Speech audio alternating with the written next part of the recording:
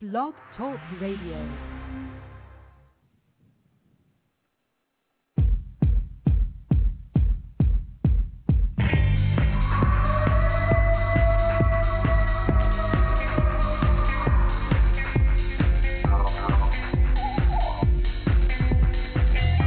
Welcome to Sasquatch Watch Radio with your hosts, Billy Willard and the Blog Squatcher. Strap in, hold on tight, get ready, because it is about to go down.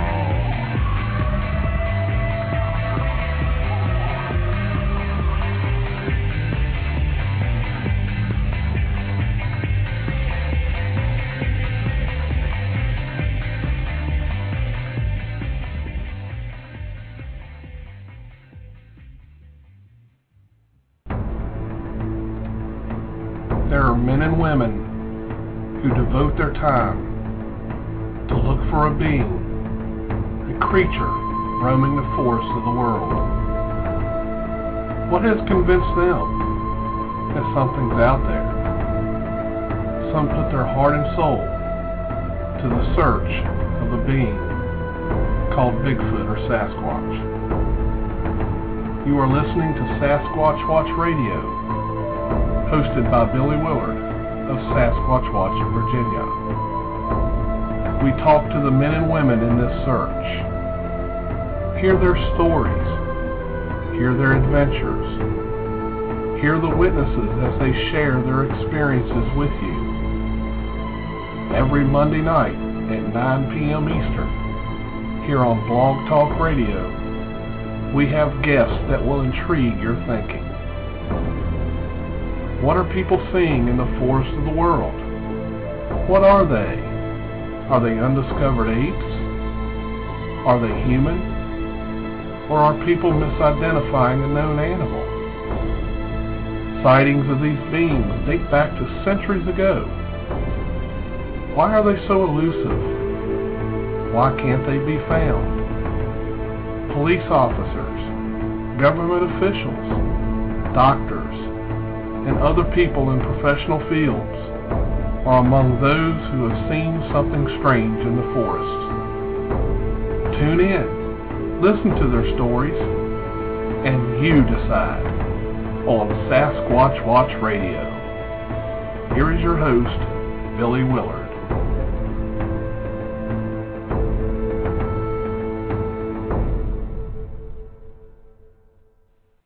Everyone, welcome to another episode of Sasquatch Watch Radio. This is your host, Billy Willard.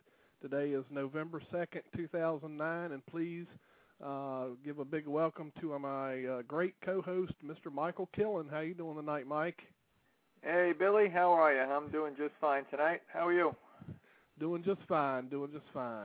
I'm going to quickly bring on, I believe this was Toby Johnson, let me double check here. If I can get the line to come up. Is that you, Toby? No, that may not be. Okay, 480, you're on the line. Hey, it's Tommy AP, BigfootWest.com, live from Arizona. How you doing? Hey, man, from Arizona. What's going on, man? Hey, Billy. Hey, Mike. How are you doing? Hey, how are you? Welcome to the show. Awesome. You going to have Mr. Worth on tonight? Yep, I've got to try to get him tied in. I tried to call him a little earlier, and his phone just kept ringing. He may have been waiting till 9 o'clock so that he's got some free minutes. So I'll let you and Mike chat for just a second, and I'll go see if I can retrieve him. Okay, awesome. So yeah, I know they did the Sasquatch Mountain movie out here in Arizona up towards Williams, and I was kind of looking forward to asking them a few questions about the film. Awesome film. I watch it several times a year, and, my main question was, why they chose to film here in Arizona rather than, say, the Cascades or Texas or Oklahoma. Great film. What do you think, Mike? Yeah, I've seen the movie that we're talking about here. It's one of the ones Lance Erickson was in, or Henriksen rather, I should say Henriksen. I've seen a couple of movies similar to that. There's been a couple of them that they made. I don't think it's the same guy, but he's been in a few of those movies. What was that one where the plane crashed, and they had that some kind of a box on the plane? Right. Yeah, I remember that. Yeah. And that was a pretty good one too. You know, bad thing is, you know, unfortunately, most of these movies they always got to portray the creature as being, you know, like evil or. We did not get your message either because you were not speaking or because of a bad connection. To disconnect, press 1. To record your message, goodbye. Oh, well, I tried. I tried. Let me see who, maybe this is, I'm not sure who this is on the line. Yeah, I see it on the line there, yeah. I see another one there. 541, who do we have? Hey, can you hear me loud and clear? Sure can. Who's this? This is Toby in Oregon. Thanks for taking my call. Hey, there's Toby. I knew you were going to call in, Toby. I just didn't know what time. Well, we're trying to get Michael Worth on the line, but I can't seem to reach him for some reason. He was supposed to be standing by the phone, but I don't know if he's having some phone problems or what. I remember how that went. I remember those days. Well, yeah, go ahead. I was just gonna say, Toby, me and you've been trading some emails back and forth, and this is probably a really good opportunity. We've got about 38 plus. Well, it's still going up. We got about 38 in the chat, and probably a few more on the line listening live. So, kind of give everybody an idea of what you've got coming up. I understand this is your first annual conference. So, how about telling everybody about it? Well, Oregon Sasquatch Symposium.webs.com. That's WEBS.com. For now, it could be Oregon Sasquatch Symposium in the future here, depending on how the traffic goes. But that will be the link for Oregon's first annual Sasquatch Symposium held here in Eugene, Oregon. And it all just basically began with a conversation with Autumn. I know she wanted to crawl out from underneath the driftwood and come back into the fold of friends and fans, and she's ready to do that now. So aside from Autumn being able to do that for 2 days here next June, the 19th and 20th, 2010, we've got other guests on the way. This has just taken shape amazingly well. Week by week, we have new guests come on board. We have, of course, the idea here is to keep it local at first because we really feel like Oregon's backyard is a great place for researchers to enjoy hearing from Oregon researchers climbing up in the Cascades to the coastal range to the desert plain to everywhere in between. So we have Cliff, of course, from Portland, another native, Cliff Barrickham. We've got Tom Powell, another near Portland resident, and a lesser-known researcher that I'm friends with who's been doing this for 30-plus years, David Rodriguez out of Springfield, Oregon. And it looks like Kathy Strain is tentatively signed up for this event. And we have a few surprises hopefully planned as far as data that's being worked on and unfolded. And hopefully by the 19th of June, this list of researchers will grow exponentially, and we can just have a great time for 2 days out here in the middle of the beautiful Doug firs. That sounds great, man. That sounds great. Yeah. Well, I'm glad you were able to get that out. It gives everybody a little bit of time to decide, and maybe do some planning to get out there, especially, for I would encourage if anybody can stay out there for a few days, maybe even get an opportunity to go out in the field with some people and, have some fun. We've got lots of beautiful spots out here, and June, things are just opening up here weather-wise. The snow melt, above 6,000 or below 6,000 feet is pretty much accessible, at least by foot. And Eugene is a lovely, hospitable town with plenty to do. A lot of the kids will be out of town by then here at the local university, so you won't have that to put up with. But, we're a creative bunch, and Bigfoot is just one way that we explore that. That brings me to the second part here. We do have a call to all artists, which I hesitantly mentioned my first call with you, but that's up on the link at OregonSasquatchSymposium.webs.com, and there'll be more to come on that, but we are taking artists, local artists or regional artists, national artists entries here for an art show, which will be an annual event connected with this event. And it should be a great time to show off what everybody's been maybe doing in private with Sasquatch. That didn't come out right. But yeah. Great idea. Yeah. Great idea. That's the skinny here. If you have any questions, of course, you can join the members page here. And I'd be happy to answer any questions about that. If you have any concerns, I'd be happy to accommodate those as well. But if you'd like to contact me on my own personal email, I'll go ahead and give that out. Of course, it's Oregon Sasquatch Symposium at yahoo.com. And tickets will be forthcoming here for this venue within the next month. All right. Cool deal. Well, Toby, we appreciate you coming on and telling us about this. Absolutely. You have a good night now. All right. You too, Toby. Thanks a lot. All right. And I believe we have Mr. Michael Worth on the line with us. Are you there, Michael?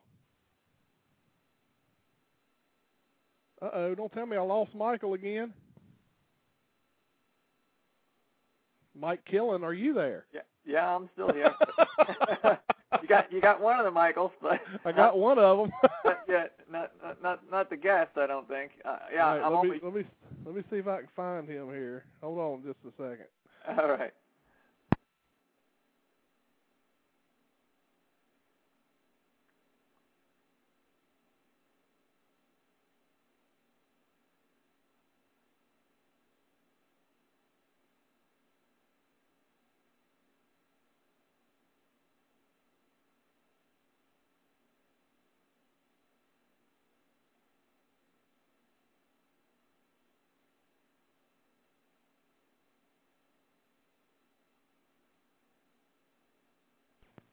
Okay, Mike. We're just having a couple little technical difficulties. As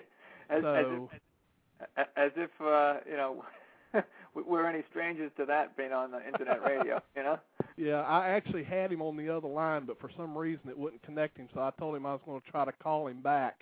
I think that's the problem. I think I have to call him. All right. Make this work properly. So if you want to, everybody wants to hold on, I will be right back. All right, Billy. Well, hopefully Billy can get the guy on the line, Mr. Worth. I'm assuming you guys can hear me, even though Billy's stepped away. I'm assuming I'm still on. Let's see. Do we have any? Yeah, that's right, Henry. That's right. Sing a tune. Okay. Let's see. Did anybody? Okay. Do we have Michael Worth on the line? You got me. I got Michael and Mike Killen both. Success. Okay. Got two Michaels. Hey, Mike. All right. Hey, how are you? I'm doing good, my friend. Glad to have you finally with us after a little bit of a technical glitch.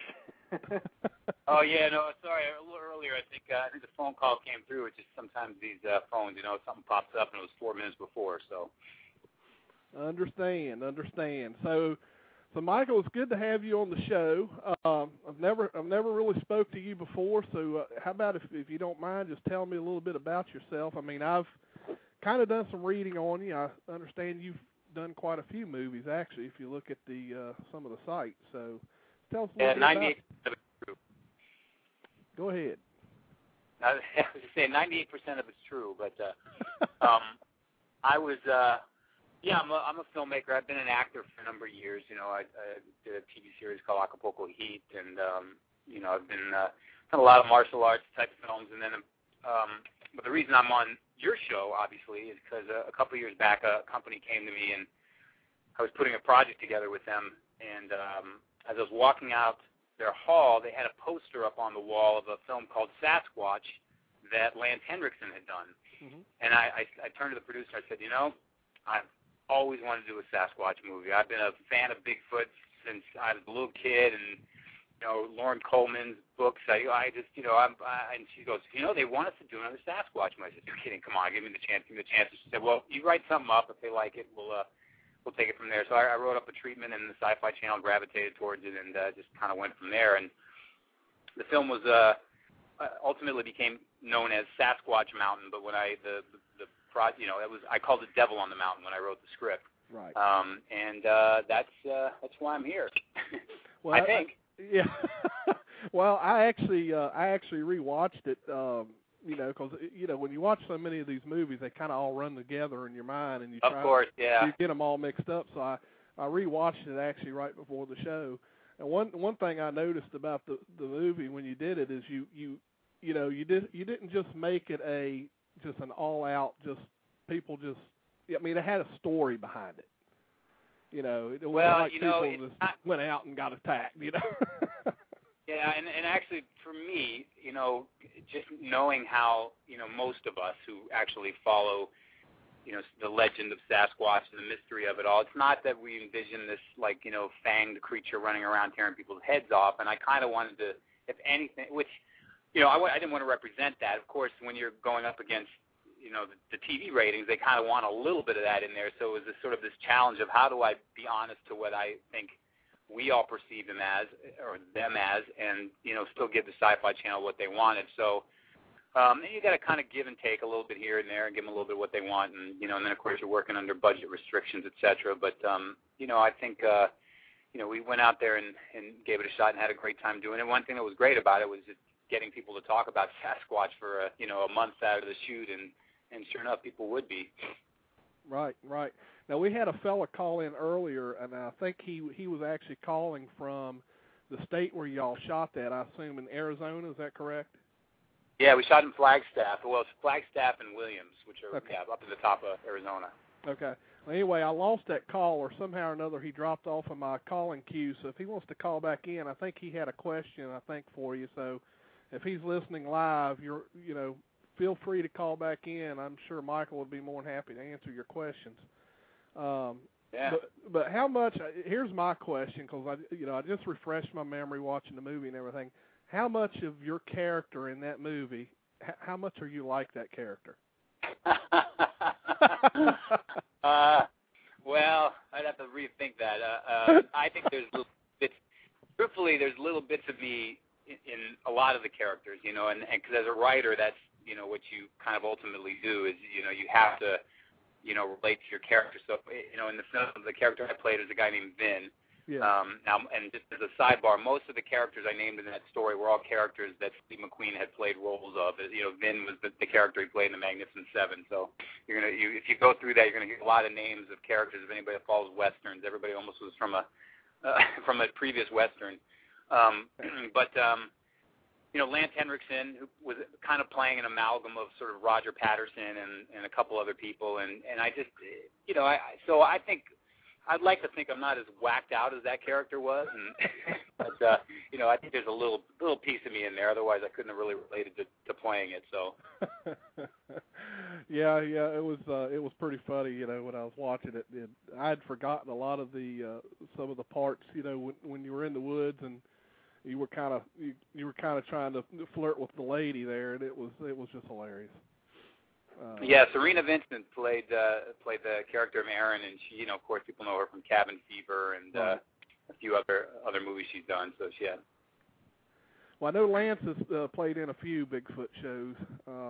Yeah, but Lance, it's a funny thing of Lance, you know, he did Sasquatch for the company Curb Entertainment that I worked for, and he did our film, and then he had done another one. He had like a cameo in, I guess it was called Abominable, yeah, which is another Sasquatch film, and This is the first time I've actually mentioned this publicly, but they're actually coming to me to do another one possibly, and I think I might get involved in the producing of it, and maybe in writing the script. But I kind of want to, in a sort of a joking way, bring Lance back into it again.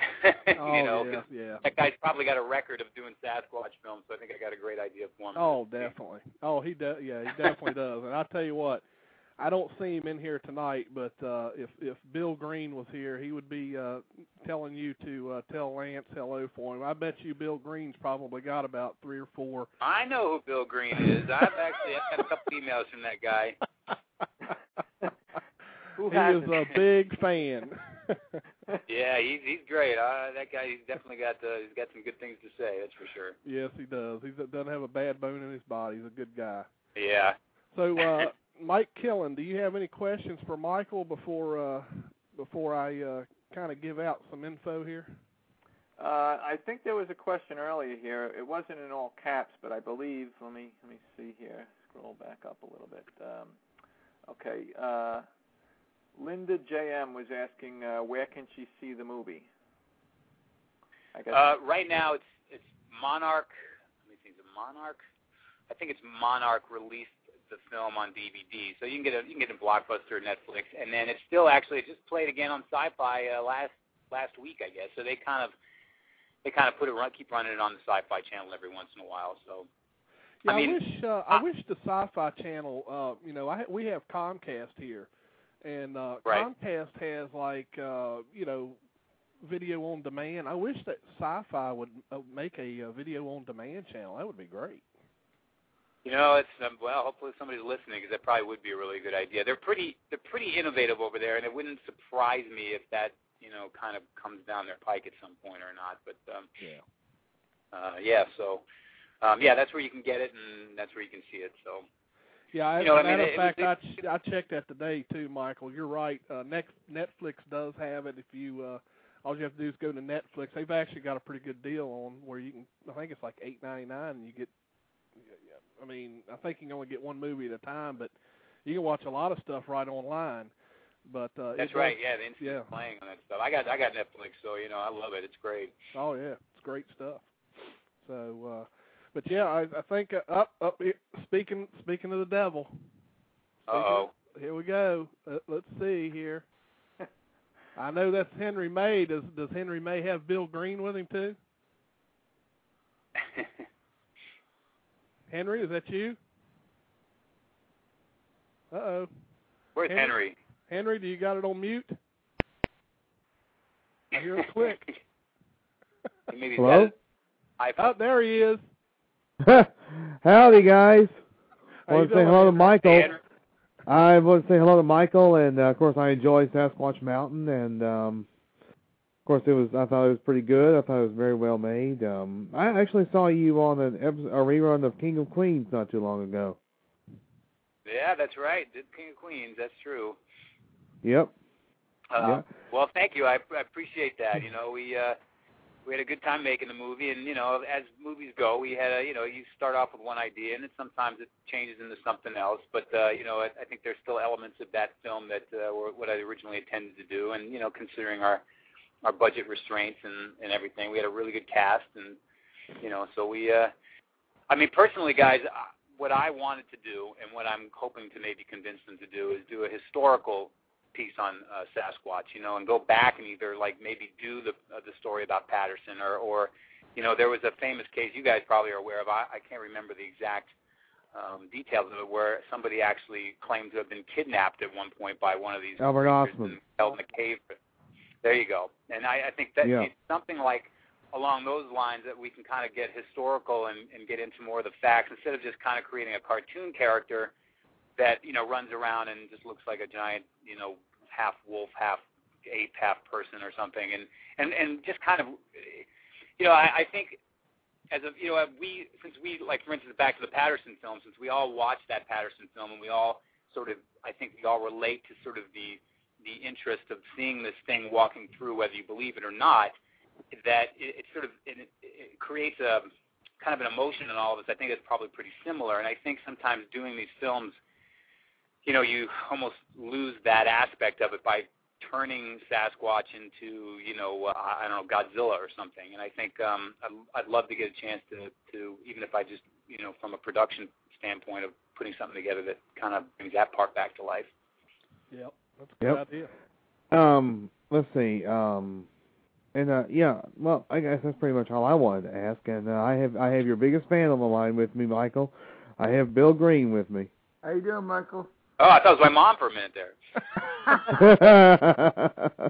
So, what new movies do you have up your sleeve to do in the near future about Bigfoot or? Well, right now I'm actually I just finished directing a film earlier this year that's not a Bigfoot film, but it's called Fort McCoy with Eric Stoltz about World War II.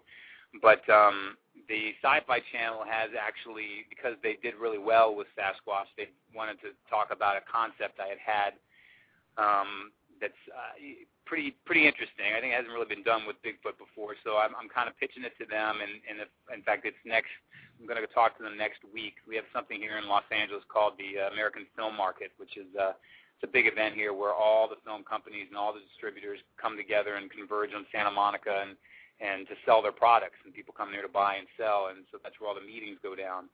And I've got a bunch of meetings, and one of them is with the Sci-Fi Channel. So you might be hearing something pretty soon, in the next month or two. So I'll let you guys know. Oh, it'll be cool. Yeah. Hey, Billy, are you going? What's new with you? And are you going to be on Fox and Friends tomorrow morning? Well, you know what? They never did call me back, Bill. So I don't know what. I don't know what they're doing, but I emailed her back and all that, so she hasn't made the attempt to call me or anything. So I'm just going to leave it at that. I'm surprised maybe you wouldn't go down there just to ask her yourself or something. Maybe tomorrow. No, I'm not that interested in being on TV. Yeah. So are you investigating other sighting location areas and stuff like that? Or? Here comes the standard question. Well, I went back to my Cap Tarpon, Virginia site and had a look around this past weekend. Hung the trail camera system back up. While I was there, this was the first time this has actually ever happened. Was there alone this time, and as I was walking out, there's a little gravel road that goes back to another property. It's about 200 yards from where the cameras are set up. And as I was walking out and getting ready to head back towards the witness's house, I heard one distinct wood knock, which actually kind of caught my surprise because I'd never heard that there. And so I kind of stayed around there for a couple minutes and decided, oh, what the heck, just I'll play around with this. And picked up a rock, and I hit a tree with it, and about 2 minutes went by, and it did it again. I was like, oh, well, this is interesting. So about that time, a dog started going off, and it was barking at whatever was down there that did the knock. It was in that area. So I was like, okay, I better stand around here and see what's going on. So I waited for probably another 5 or 10 minutes or so, and then I decided I'd try one more knock. Well, that time I caught the dog's attention. He came after me, so I went ahead and left. But, there were two distinct some type of knocks down there. I don't know what they were. It didn't sound like somebody with a hammer. I mean, one knock is one knock. It's not like somebody hammering something. So I don't know what it was, but it was enough to catch my interest a little bit. But, Yeah. What can we say? We don't know what it is. But Billy, are you getting any other offers to be on other TV or radio shows and stuff like that as a result of your... Fox and Friends was the only one that contacted me. To be completely honest, I didn't think that a West Virginia Public Broadcasting Service video was going to catch that much attention. When it hit the Associated Press, it kind of shocked me. I wasn't really expecting that, and then Fox grabbed it, NBC grabbed it, and I was like, what in the world? I said, is this a bad day for news or something? Yeah. Slow day for news. There you go. Well, I guess they figured they were sick and tired of talking about the elections and stuff. Oh, yeah. Well, did Fox News, when you talked to them, Billy, even say that? I mean, like, in a way, in a sense? Yeah, it's... Like I say, I emailed her. She doesn't email me back or call me. It's no, like I say, I wasn't all that excited about going up there and getting on camera anyway. So there's no loss for me. Yeah. But you know, these expeditions are fun. It's fun getting out there with the guys and just kind of looking around and just having a good time. You know, and if something happens, so be it. Even if it doesn't, you know, you're still out in the wilderness and you know the beautiful scenery and everything. So who can argue with that? So Billy, are you getting ready to listen to that special Larry Batson show Thursday with guest Bob Gimlin? That should be exciting. That should be a really good show. I was just going to say, Gimlin don't like to get on shows too much, so that's going to be very interesting. Yeah, definitely. I was just going to say, Bill, even if you're having problems with Blog Talk Radio right now, you might want to try and get on for that show. Oh, I'm going to try to, Henry. Oh, God, my firewall has a sense of humor. It's not letting me go on, so it's like, you know. You ought to talk to your cousin about, have your cousin come over. I did. I just told her, I said, we got to either take my Norton down or something, because it just sucks on all other sites I go on, but Blog Talk. But, hey, Mike, what's new up in upstate New York? Not a whole lot, Bill. Not nothing really come to my attention in the last couple of weeks. Is Nezra getting any rumors of stuff, like footprints, strange screams or anything, or up in the That's question. Well, or other areas? As you know, Bill, we just came back from an expedition just a couple of weeks ago, and like I said, the last sighting that I heard of word of mouth through our contacts up there, that was a road sighting, but that was back in August, up by Indian Lake, New York, in that area, the Adirondacks. But I haven't heard of anything more recent than that, Bill. Oh, okay. I haven't heard anything in Connecticut or outside in Connecticut for a while. I figured maybe Nezra might have heard of some stuff, but no, nothing new within the August road crossing, Bill. All right. Yep. Sounds like it's slowing down. Yep. Yeah. Maybe Michael Worth scared them all off or something. They heard there was going to be another movie. Yeah, and they all took to the hills. If Bill they'll start showing up at that. What's that? I was going to say, if Bill wants to hear about sighting reports, he ought to be talking to Eric Altman. PA is having all sorts of activities. Oh God, I know. Jeez. Yeah. I tell you, I mean. Yep. Well, thank you, guys. All right. Yeah, no problem.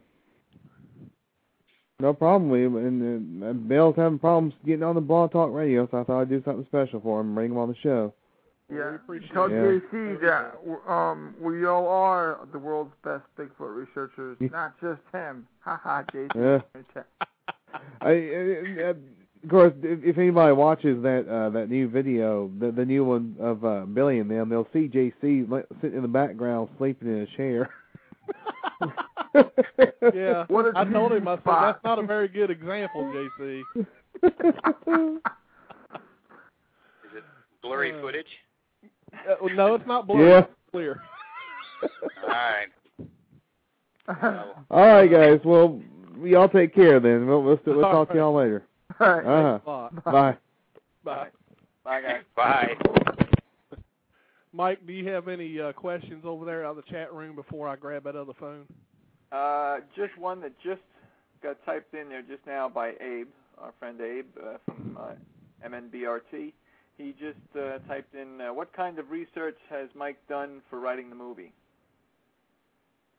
Well, like I said, I relied a lot on Lauren Coleman's book when I was doing the film, and I tried to sort of work in some of the the facts and information from his books into the storyline, and some of it got cut out, some of it because they would look at it and go, who needs this stuff? But you got to put as much as you can in because you hope a little bit remains here and there. So, and I actually talked to Lauren a couple of times, and he was really helpful with all that stuff. So, I think the next time we'll even try and do it a little bit more. So, that's about the.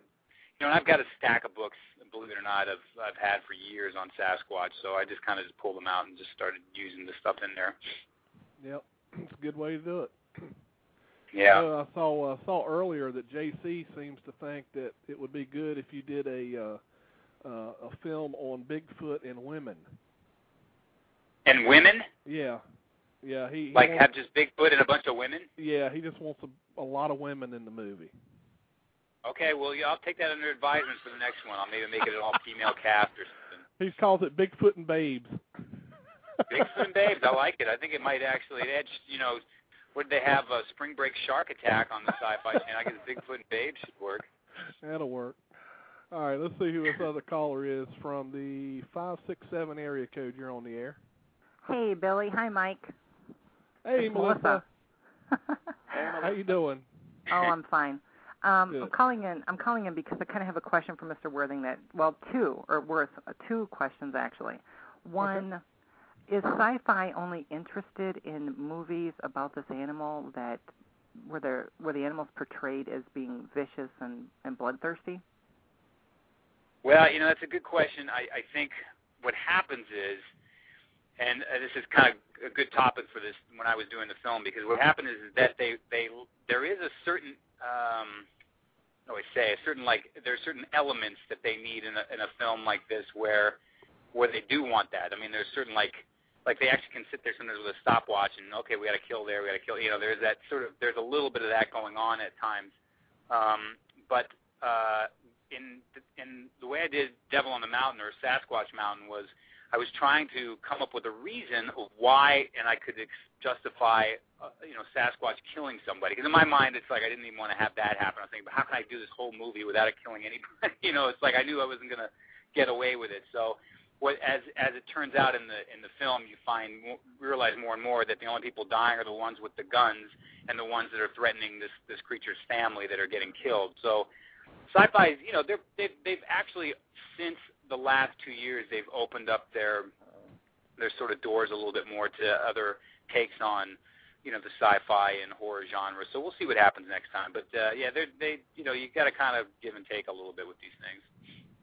Okay. And my second question is, being a female researcher involved in this, it's kind of like on the same topic as what JC had to say. Although I would probably be extremely offended to see a Bigfoot movie with female researchers in bikinis, but I'm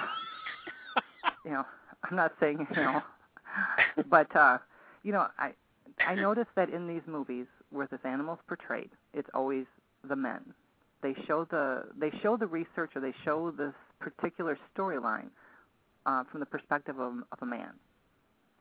Has anybody ever brought the idea of actually showing this from the perspective of there's countless female researchers out there, and they all have stories. No, I think that.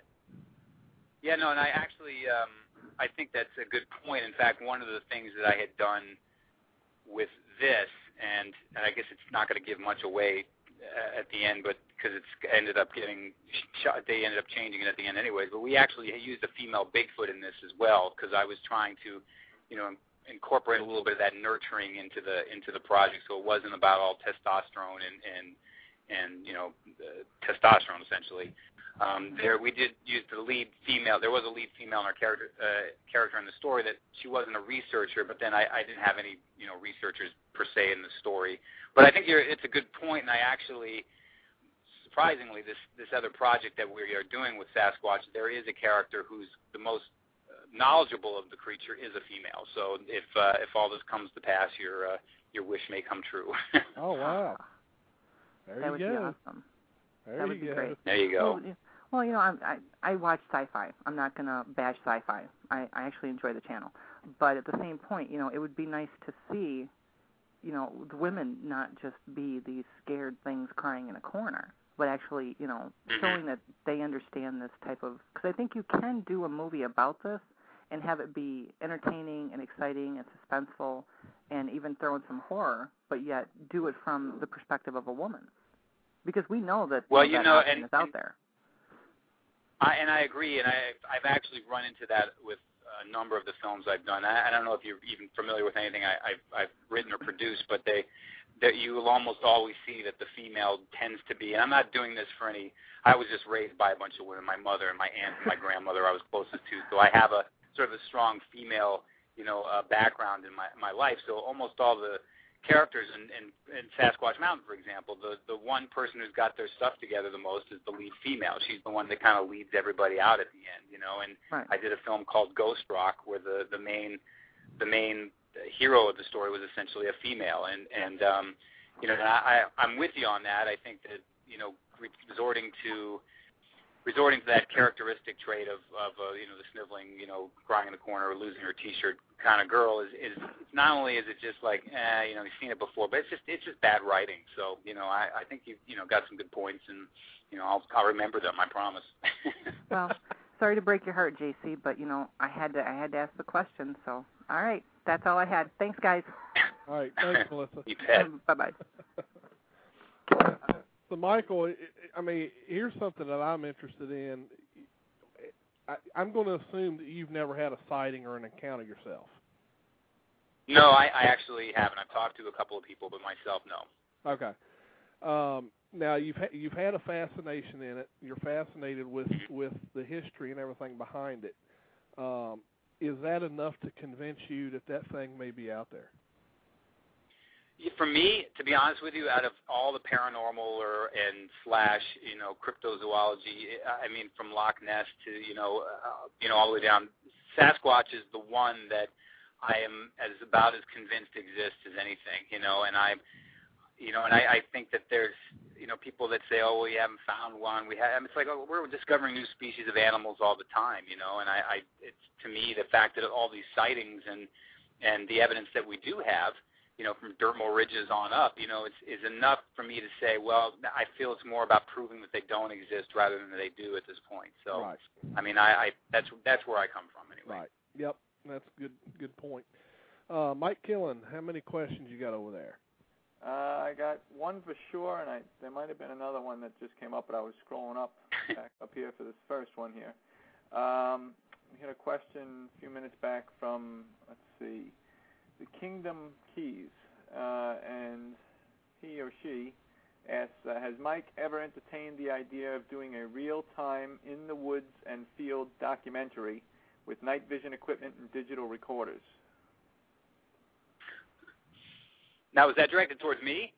Yeah. Yeah, apparently, yeah. Oh, yeah, well, yeah, I think that would be a great idea. I mean, I think, you know, I personally haven't, you know, ever put my, you know, gotten, I think, probably enough interest in the actual, I'm more like with, you know, comes to the armchair researching when it comes to Bigfoot, so I guess I haven't really developed the gonads to want to go out there and start dedicating that hard work to doing that. But I think that I would be the first person to actually buy something like that.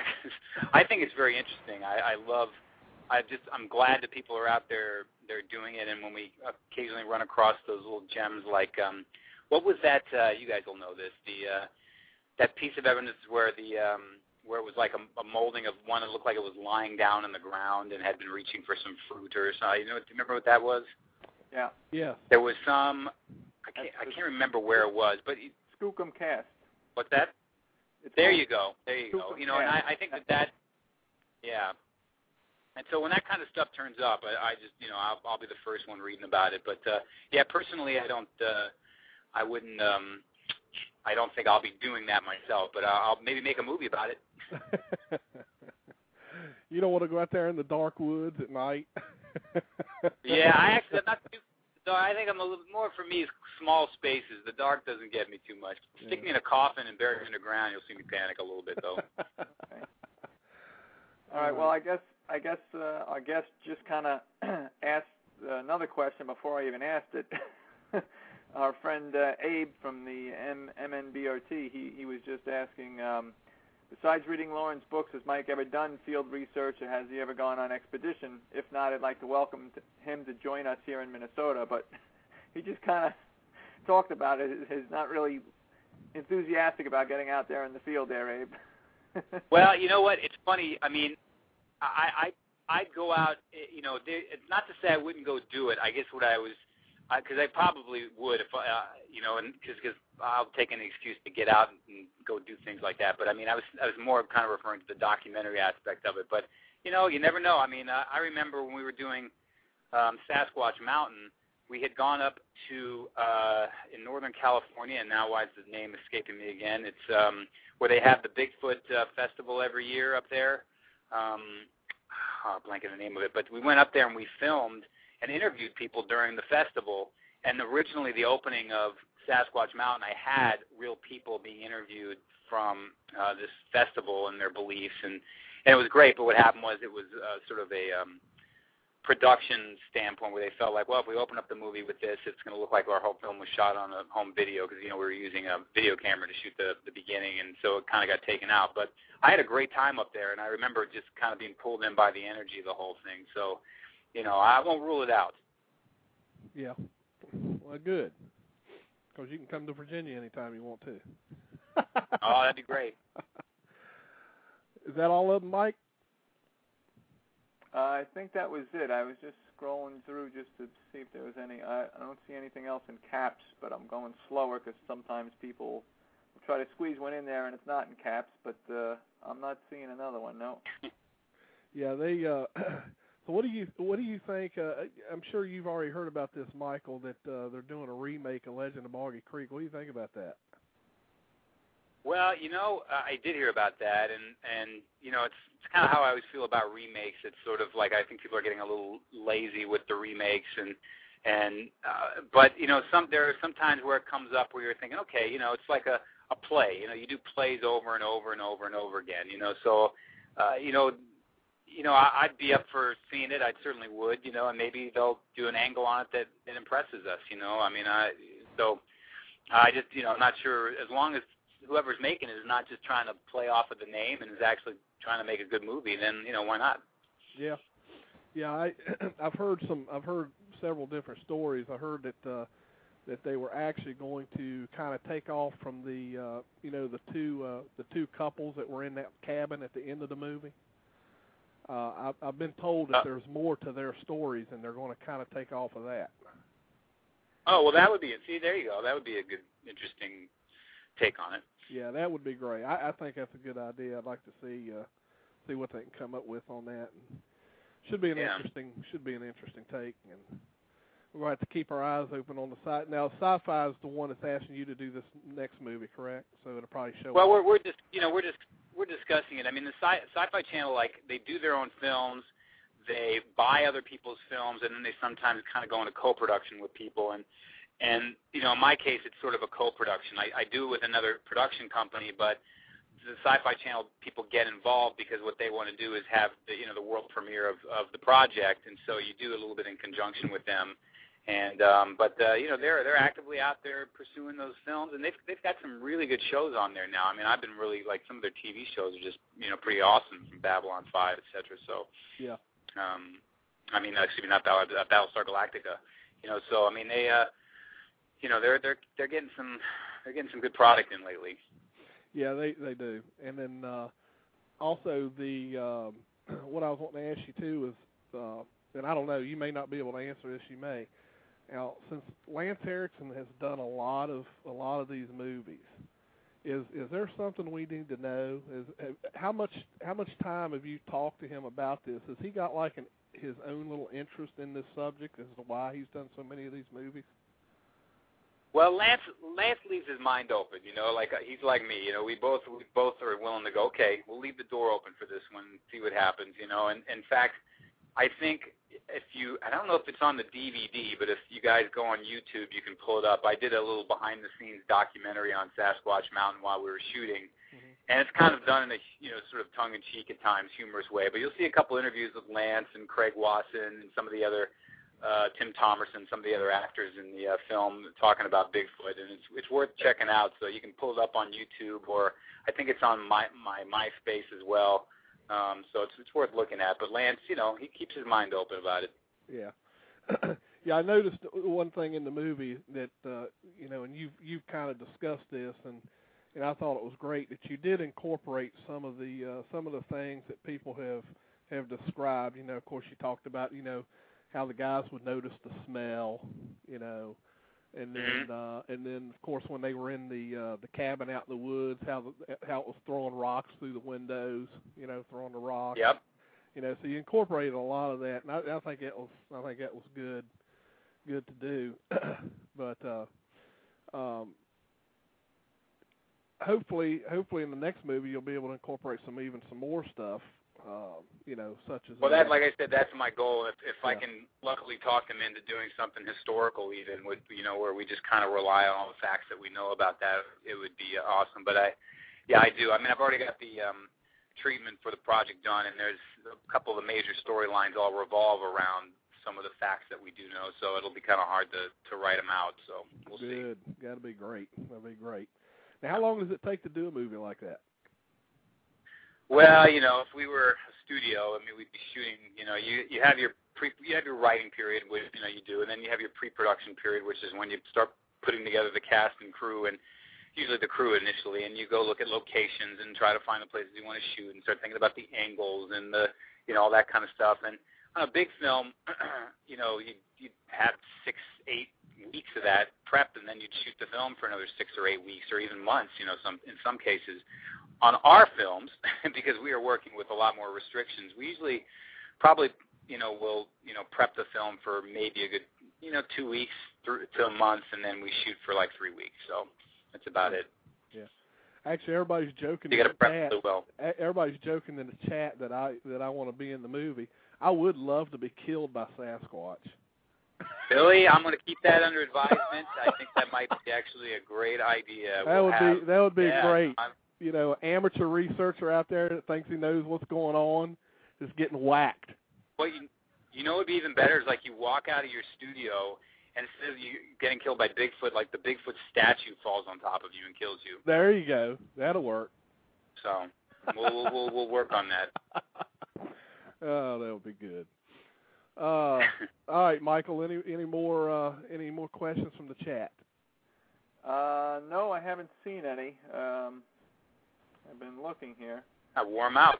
Oh, you know what? I probably should mention the phone number because we have a lot of people that can't get into the chat room that just listen live. Yeah. The call-in number tonight is 347-237-5070. I'll repeat that. It is 347-237-5070. Feel free to call in. We've got Michael on the line for almost about another half an hour, as long as he can stay. I'm sure he'd be more than happy to answer your questions. Mike, I think I see. We just had a question just now, just typed in there, by Linda J.M. She just typed in like not even a minute ago. She says, "Where can I reach you when my Sasquatch novel is ready to be made into a movie?" Yeah, well, there you go. Just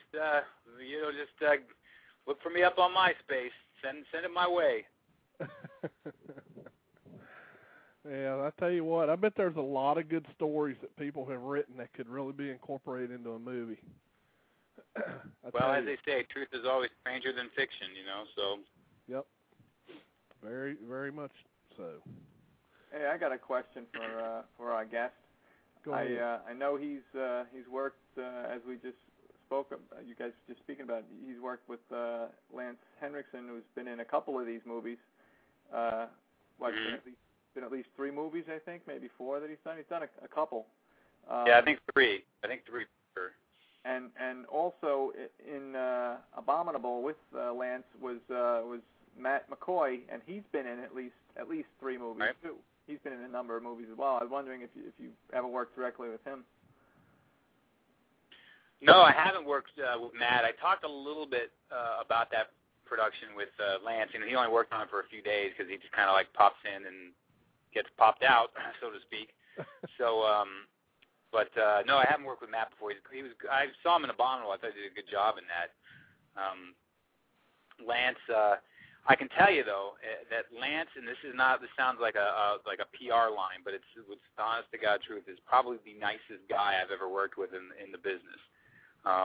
Like down to earth, normal, not full of ego, funny guy. And I kept thinking about him like from Near Dark and Aliens. I kept thinking, oh God, this guy's gonna be a terror. He ends up being like one of the coolest guys ever. So. Yeah, JC just came up with a good idea.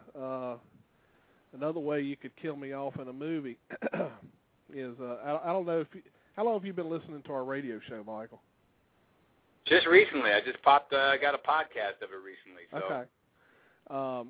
Well, I have discussed this in the past. I was on an expedition one time down in Texas, Paris, Texas, to be exact, and I actually did have some type of an encounter where I was in the tent late at night, and I actually had something reach into the tent and grab my right leg right above my right knee. And JC just put in there that you could put me in a tent and just have him reach in and grab my leg and just rip it off. That would be good. And maybe he'd beat me with it. Well, you guys should start a contest on the show about all the ways we can kill Billy in the next Sasquatch movie, and then the winner will probably be the way we kill you off in the movie. Hey, Billy, but why stop there? Why couldn't he? Yeah. Why couldn't he hold you by the leg and then beat you to death on a tree or something, or on a rock, a big boulder or something? Just kind of whip you around by your legs, Right, like a wood knot? Yeah. He could whack the tree with you, Somebody get it on film. That's what a wood knock is. I think just through the whole course of the movie, every once in a while when we cut to Sasquatch, he's still dragging a part of Billy with him and still trying to kill him, through the whole movie. Yeah, that would be great. Now, Michael, we had talked earlier about, I think in one of our emails that I guess you would be willing to sign like a poster or something if we did like a yeah, we can come up with something. Okay. Sure. I got a really good 3-part trivia question. Okay. And if anybody can answer all, 3 answers, then Michael, tell them what we can send them. Well, what I'll do is I'll pull up. I think I've got some of the original color flyers from Sasquatch Mountain, and what I'll do is if whoever gets it right, you just let me know, and I can sign it to them and send it off to you to give to them. All right, perfect. So y'all heard that. There's 51 people in the chat. I don't know how many we have live listening at the moment. I have a 3-part question, and anyone who can answer this, the first one to answer this by typing it out in the chat, you have to get all 3 answers correct. You can either call in or you can type it in the chat, whichever you think is faster. I'll give out the call number again just so that you have it. It's 347-237-5070. I'll say it again, 347-237-5070. And so everybody be ready. Here we go. It's a 3-part question. According to the Bigfoot Encounters website, how tall was the tallest Sasquatch ever reported? That's number 1. Where was this reported? In other words, where did this report come from? The place. And what year was the sighting? What year did what year did the sighting occur? So, how tall was the tallest creature ever reported? This is all according to Bigfoot Encounters website. Where was this reported, and what year was it seen? So you can either call in at 347-237-5070, or you can 52 feet. Good God, Washington, that's a huge creature. 52 feet. Goodness sakes. I think he's just taking a guess. Bigfoot versus Godzilla. Man, that would, I don't think he could hide very well. Yeah. All right, folks, so far nobody has gotten it right. I'm watching the chat. This is according to Bigfoot Encounters, which is Bobby Short's site. She actually has a spot on there. It's actually got trivia right beside of it, so it's in that section. How tall is the tallest creature ever reported? Where was this reported? And what year was it sighted? Well, we got a couple of guesses in there. I think it's safe to say that our friend Ron Schaffner, he's probably the furthest from the answer. Bruce is getting close. Ron, you're going Sun's going the wrong way. Bruce, you will actually have it if you can guess the date. Bruce will have it if he guesses the date correct. I don't think it's going to take much longer now that they know that Bruce has the height and the place correct. Now they'll start just running through the dates. They're getting there. They'll figure it out. So I will say this. I will go ahead and say this now. 15 feet tall is correct, and Canada is correct. So what year did they have this sighting of this 15-foot creature?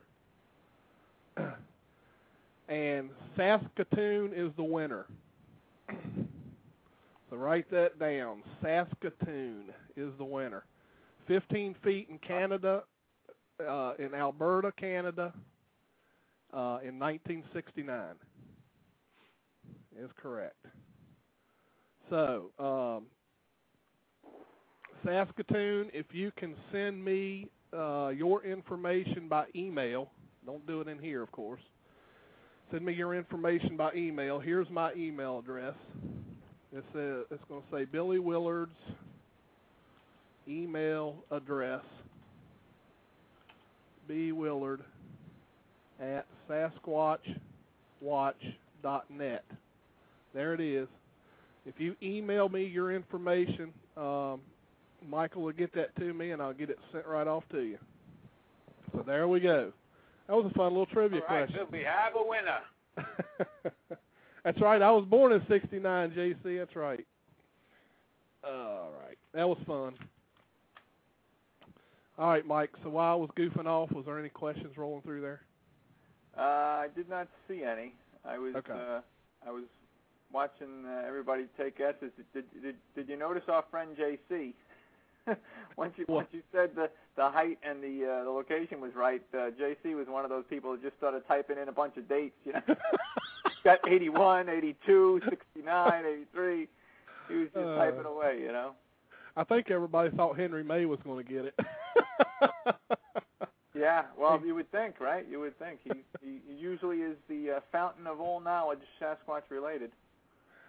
Yeah. Oh, there's your question, Mike, to ask Michael. Yeah, looks like there's a question right here from Andy Drew. Just typed it in here. Yep. Andy Drew, his question is, what would you do if you came across an unconscious or deceased Bigfoot? What would go through your mind? I could wake him up and put him in the next movie. That's a good question. I mean, I certainly wouldn't want to be around when he woke up.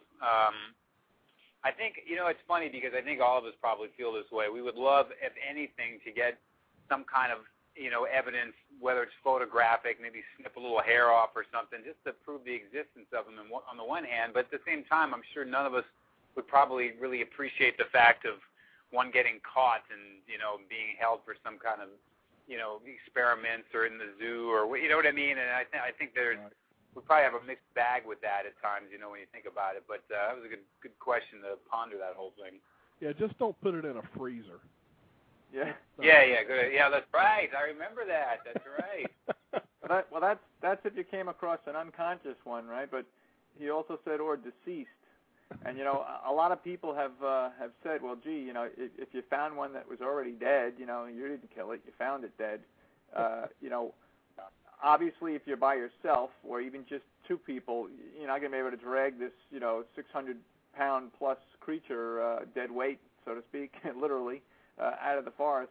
I've heard people kind of debate back and forth of, okay, you can't take the whole thing out. If there was some way you could take pieces of it, what do you think you'd want to take? Something you could carry out. Well, if I was going to be smart, I think, I hate to say it, but it'd be the foot, the big foot. But I mean, if you had to take something out, I guess that's what you'd take. I don't know. Severing one of their feet would not exactly be on my wish list, but I think at the very least, if you just snip some hair, so at least you get the DNA you needed. Yeah, I know a lot of this question's actually been brought up before, and I've heard several people, like from the scientific standpoint, say that if anything, that they need the lower jaw. They said the lower jaw would prove the existence. So I guess obviously you can get DNA from the teeth, especially in the roots and things like that. Plus, I guess isn't that how they proved Gigantopithecus blackie? I believe, right, Mike? Well, the lower jawbone and a handful of some loose teeth, I guess, that they found at one point. Yeah, basically pieces of the jawbone and the teeth. I think that's all they really have. Right. We have another question just popped in there from our friend Abe. Okay. Elusive one. He says, okay. He says, well, Mike was on location filming. Have they ever had anything that they would say could have been related to Sasquatch, like weird noises at night? Yeah, well, while we were in Arizona, we would, obviously when everybody found we were doing a film on Bigfoot, we did have a couple of people that lived there. One guy was from Oregon who had moved to Arizona. I remember he had some, interesting stories that his brother, who he lived with at the time, had, and who was a complete non-believer. Somebody who was, and this guy that I talked to, he still was saying, I don't know one way or the other, but my brother, he goes, who went from being non-caring, non-believing to completely believing, because his brother said he actually, while he was in Oregon, saw one, and he says to this day, his brother still goes, yep, Bigfoot, there's definitely, and it wasn't from a slow interest in being absorbed in Bigfoot. He didn't care one way or the other. It's just he saw something that convinced him. Wow. Yeah, so I guess you've heard some stories. I'm sure when you're out there filming, there's going to be people that probably want to talk about some personal things, maybe. But, a lot of people are uncomfortable talking about things like that because they're used to being made fun of or ridiculed or whatever. And right. I'm sure that people kind of open up, especially if you're doing a movie about it. They figure someone might have an interest. So. Yeah, I mean, and I think it's what's kind of it's kind of gotten to that point where you can almost see how it would make sense that why it's not like we're talking about some kind of giant three-headed dragon that lives in the woods. You're talking about what could questionably be, ape-related creature that, why not? You know what I mean? It's not like it's that out of the question, I would think, So, and there's a lot of land out there. So, but I think it's gotten to the point where you're right. If you vocalize the probability of it and the possibility of it, sometimes their head starts going into the, messing with Sasquatch and the movies that come out, and it becomes more fantasy again. So yeah.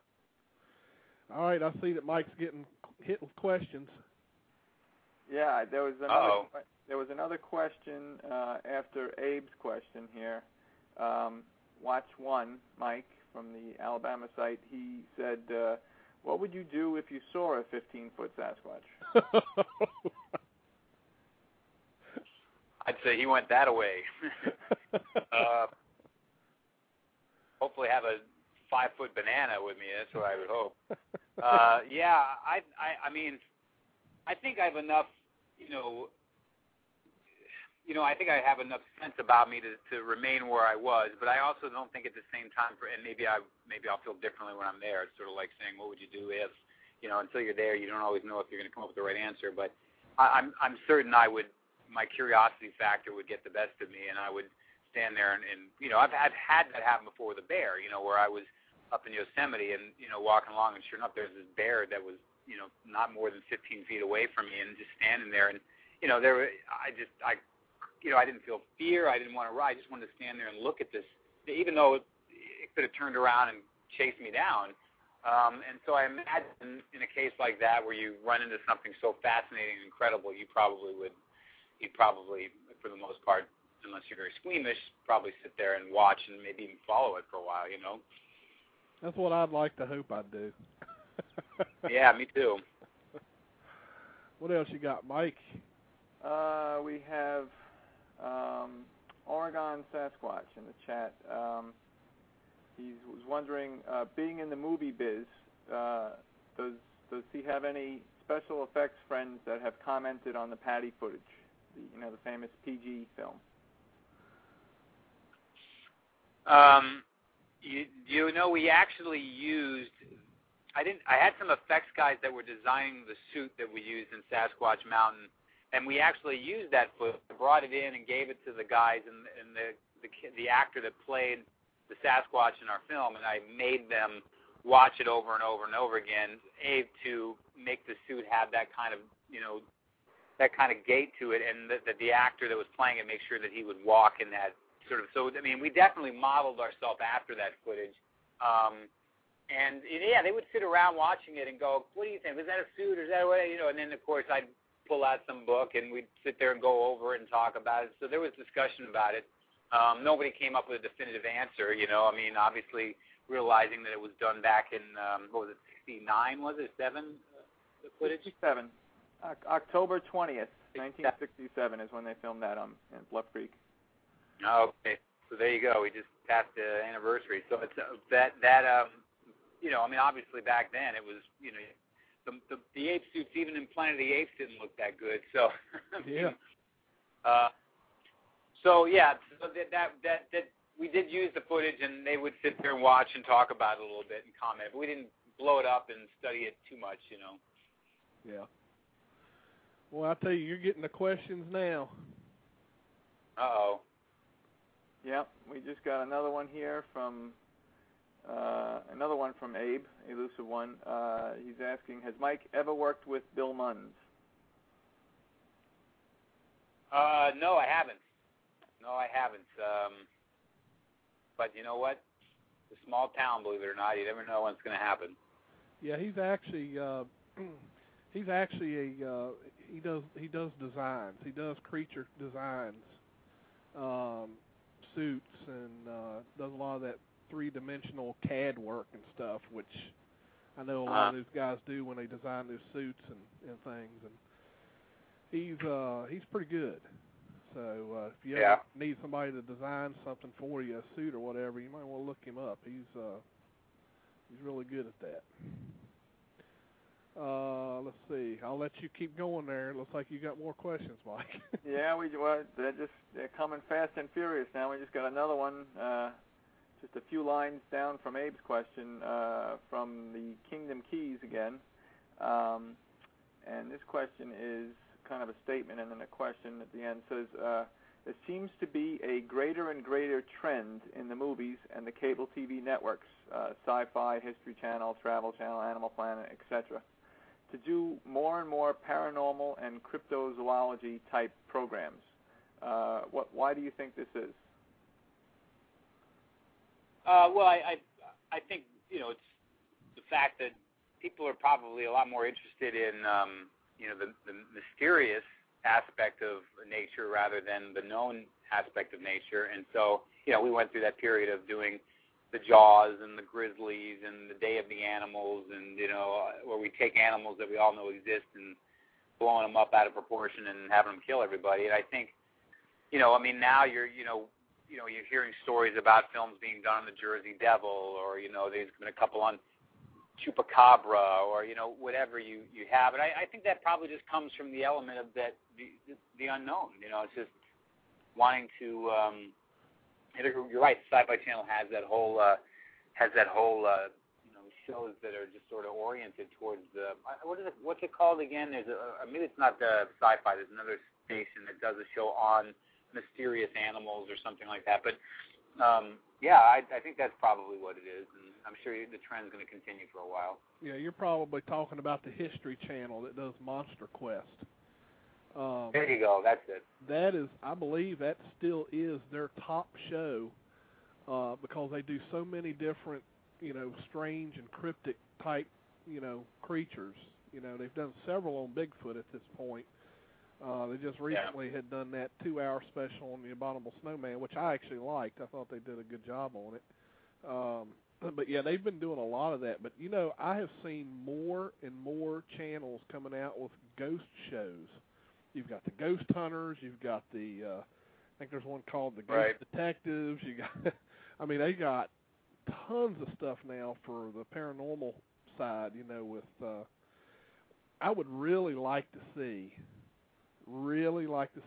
something similar done with Bigfoot.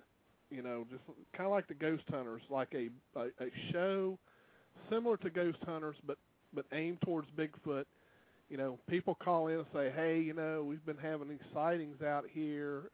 You know, maybe some of the more troubled cases, you know, like, for example, the 911 call that you have in your movie. Right. You know, that guy calls in, I mean, and this guy's like, hey, you know, I got something out here. It killed my dog, you know. You know, the more trouble cases like that, you know, maybe a show dedicated to, you know, people calling and saying, hey, you know, I've got problems with something out here, and then, you know, have a team go in and check that area out, you know, and just kind of make a series, kind of like Ghost Hunters. I'd love to see something like that. I actually pitched at the A&E, by the way. Keep it up, Billy. Keep it up, man. You're going to be running the studio pretty soon. I'd love to do something like that. It would be fun, actually. But we can all dream. Yeah, that's how the reality starts. Dream. That's right. All right. Now that I took up all your time there, Mike Killen, you got any more questions? Yeah, we got another one right after the last question. A couple of lines down here, we got another one from Oregon Sasquatch, and the question says, ask him what he thinks of the show Destination Truth. Are they destined for truth or destined for hype? Well, you know what? I haven't seen the show, but just what I know, you know, about this business is you're going to get a little bit of both. You know, you're going to take something, you know, reality TV is a prime example of that. Reality TV is they're taking reality and then they're still hyping up the reality, you know. So if you get two people on stage and go be yourself, guys, but I want you to beat the crap out of him, okay? You know, so I mean that's kind of how, you know, that's kind of how it goes. So I'm sure that's probably more or less describes that show. You know, but I haven't seen it. It might be really good. So I can't really speak too much of it. The last episode that I watched, actually, on Destination Truth was the episode where they went down to Florida. And I can't remember the research. I can't remember the name to save my life. But right before that, I hate to say this, but right before that was really interesting because they went to King Tut's tomb and traveled out, you know, to the pyramids and went down in there and actually stayed during the night. And they had some stuff happen to them. I was like, these guys are crazy, you know, because we all know the stories of everyone who's went down to King Tut's tomb. You know, they usually get sick and just die of something. Oh man, you guys are crazy. Yeah. Well, you guys got any more questions? I don't know, Mike. You got any more questions over there? I don't see any after that question. Let me just double check quick, but I do not see. I don't see anything else here. Nope. Not okay. Right now. But I'll keep looking. All right. Oh, there one just popped up. Oh, yeah, there we go. As soon as I said that, right? Okay, yeah. Andy Drew just popped it in. He was just waiting for me to say that, hit the send button. He says, if you had a very large, almost unlimited production budget, what would you like to do for future films? Wow. Well, that's a great question. I mean, I've got such a slate of projects that I'm working on, you know, that even though I am of the belief of, you know, Alfred Hitchcock, who, you know, once had said that, you know, if you don't have restrictions, you never find your creativity. So I do believe that sometimes if you remove all restrictions, that you probably end up with something very uncreative. But there is a time where having more money, for sure, allows you to do things you couldn't do other times. And so I've got a film called God's Ears that I did really, really low budget. That's been at all the film festivals, doing really well, about a boxer with autism. And I've got a couple other projects that are in that vein that I'm doing something with Dave Mamet right now. Who's, most people know who David Mamet is, and it's a really interesting little piece. And I got a lot of another Western actually that I wrote. I did a couple of Westerns actually before, and I've got this third sort of part Western that I've been dying to do. And of course, those require a lot more money than shooting the typical movie with 5 college buddies in an apartment. So I think what I would do for sure is I would start bringing some of these scripts I have to life that I've been longing to do for a number of years, and maybe even do that historical Bigfoot movie. You never know. There you go. That would be great. That would be great. Yep. Stonewall wants to see a movie where Bigfoot meets Rambo. That would be, well, he actually told me he's going to get his wish because the next Rambo film actually has believe it or not, strange as it may sound, a plot like that, because some creature gets, I think, sort of developed by the government that's sort of like maybe kind of like a Sasquatch, kind of half animal, half human, and they bring Rambo in to hunt it down. So, that's man, Rambo that 5. got me excited. There you go. So we got some kind of government concocted manimal running wild, huh? Yeah. Well, it actually was a book that Stallone bought the rights to. I forget the name of it. It's a fictional novel. You could probably Google, Stallone Rambo 5. You'll probably find it. But there was a book that he bought, like called Beast or called something. I don't know, something like that. And he's just taking it and making it a Rambo instead of what it was in the book. All right, you got some more questions there. Yeah. You got more, Mike. I see. Yeah, I'm getting a workout tonight, keeping up with these questions. Okay, we got a couple more here from Oregon Sasquatch. Okay, he wants to know what your favorite Western movie is, and then he also wants to know what you think of the movie Westworld as a remake. Well, my favorite Western, if I had to pick one, it would probably fairly easily be The Wild Bunch. I've got a couple others that would fall in the top 3, like The Hired Hand, Tombstone, and Magnificent Seven, but The Wild Bunch would certainly be at the top. And The Good, the Bad, and the Ugly ain't too bad either. As a matter of fact, I was just watching that yesterday. Westworld, I love the original, and I know that they were going to remake it a few years back there at one point and doing the Yul Brynner part. So I don't know what their plans are for now, but definitely a film that could probably do with with today's technology and CGI. They could probably come up with a pretty good remake. Yeah, that would be good too. Well, I think you've exhausted your questions there, Mike. All right. Well, it's been a pleasure. We finally wore them out. All right. We've only got about 7 minutes left anyway, so that'll probably do it. Certainly, if you obviously once you know that you're going to get this movie done and everything, we'd love to have you jump in and give us an update. Let us know what's going on. As soon as we go into pre-production on it, I will call you and we'll do an update everybody on. Perfect. And in the meantime, you can always look on grizzlypeakfilms.com or you can even go to my Facebook or MySpace, and I'm always updating that as well. So I'll keep everybody informed. All right, great. Michael, thank you so much for coming on the show. We really appreciate it. And I'll be ready to have my leg ripped off in the next movie. Oh, I'm looking so forward to that day. I can't wait, Billy. You have a good night, Michael. All right, you guys. Thanks again. Thank you. All right. Thanks, Bye-bye. Michael. Take care. Bye, Mike. Hey, Billy. All right. There's actually a question for you in the chat there from Washingtonian. Actually, Washingtonian, I have no clue. I was told by a producer of Fox and Friends back on Saturday that they would be contacting me about coming on Fox and Friends on Monday or Tuesday.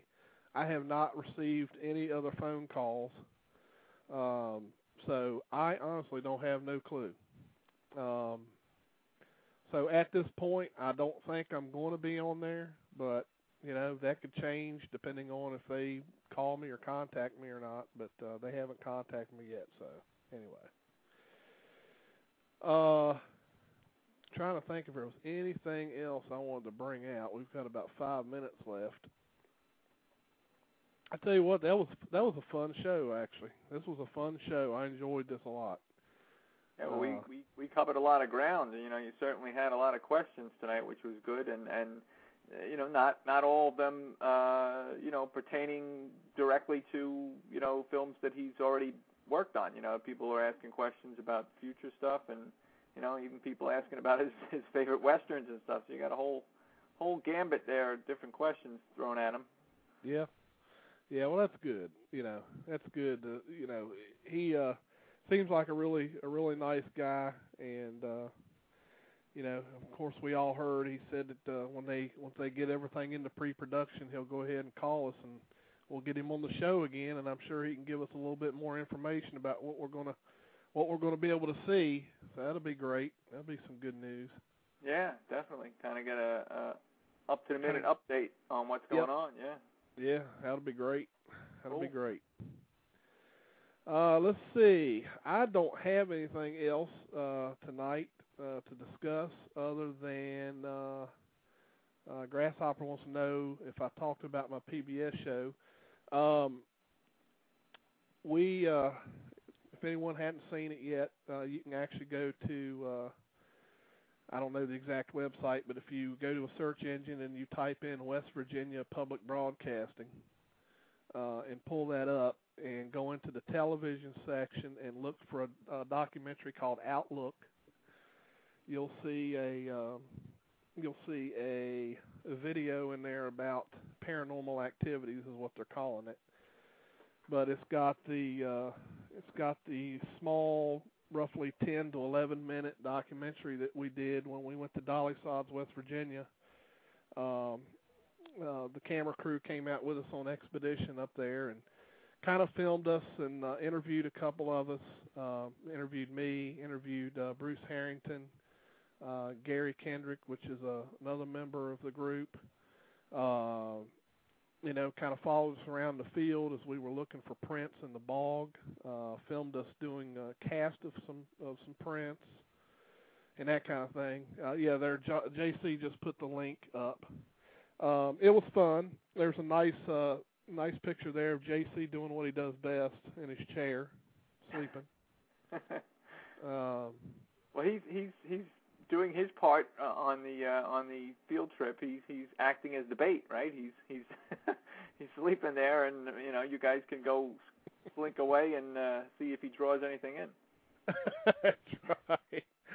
Yeah, we should have just left him there, and we could have watched from the tents. That's it. Filmed everything. Put a camera on him and get a safe distance away and see what happens. Oh boy. Well, you know, we didn't have any bait left because, you know, Bruce had already stole all the Oreo cookies, so we didn't have anything to put down, you know.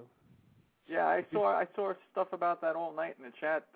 You know, apparently Bruce is really hooked on the Oreos, huh? Yeah, he snuck into the U-Haul trailer. Unfortunately, we gave him the combination to the lock, and the trail camera actually picked him up heading over to the U-Haul, you know, to pick out the Oreo cookies. And next thing we knew, all the Oreos were gone, so we didn't have anything to leave out. I think that was a bad move, giving him the combination to the lock, huh? Yeah, I know. But, you know, that's what happens. I didn't have no Zag Nuts. I'm sorry. I understand that Zag Nuts is the widely accepted choice of candy for Bigfoot, but I didn't have any, so I couldn't find no Zag Nuts. They didn't have no Zag Nuts in West Virginia. Sorry. Oh, I swear. Anyway, we've only got about a minute left. Mike, as always, thanks for being here to help me out. It's hard, as you know, because you do another one of these shows. And actually, who do y'all have on tomorrow night? Actually, tomorrow we're having back Nick Redfern.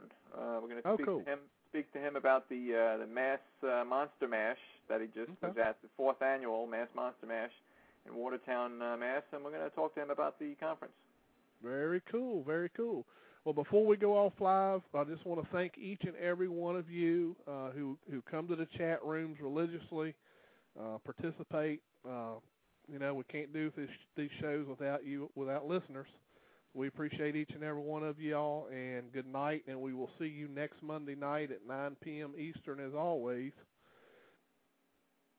They're getting ready to go off live, so everyone take it easy. And Mike, we will probably see you tomorrow night at 9 p.m. Eastern on your and Bob's show. On at 9 p.m. on Blog Talk. All right. So good night. Good night, everybody. All right. Good night, everyone. Thanks for joining us tonight. See you all next week. Take care.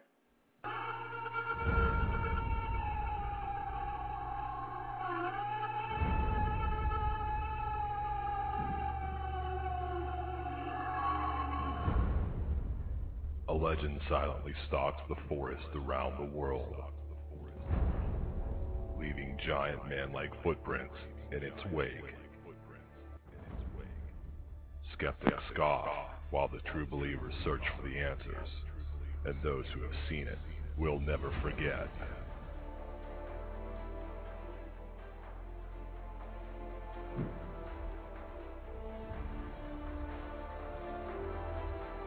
Monday nights, 9 p.m. Eastern, Blog Talk Radio. Billy Willard and the Blog Squatcher present Sasquatch Watch Radio.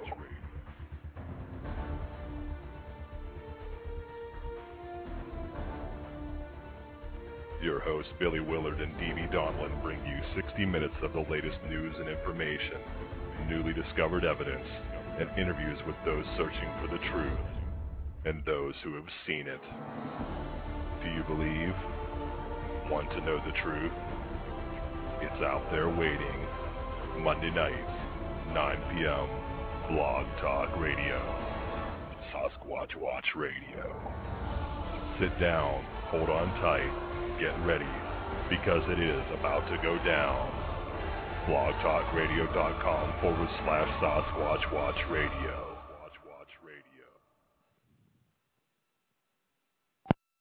This will be your year, and it starts at Laurel Ridge. You've had a taste of the real world, and now you want more. With the right training, degree, or certifications, you'll have more skills, more earning power, more opportunities in industries that are just waiting for you. Welcome to the year of you. This is your time at Laurel Ridge Community College. Visit laurelridge.edu/pathways. That's laurelridge.edu/pathways. Hey guys, it is Ryan. I'm not sure if you know this about me, but I'm a bit of a fun fanatic when I can. I like to work, but I like fun too. It's a thing. And now the truth is out there. I can tell you about my favorite place to have fun. Chumba Casino. They have hundreds of social casino style games to choose from with new games released each week. You can play for free anytime, anywhere. And each day brings a new chance to collect daily bonuses. So join me in the fun. Sign up now at ChumbaCasino.com. No purchase necessary. VGW Group. Void where prohibited by law. See terms and conditions. 18+.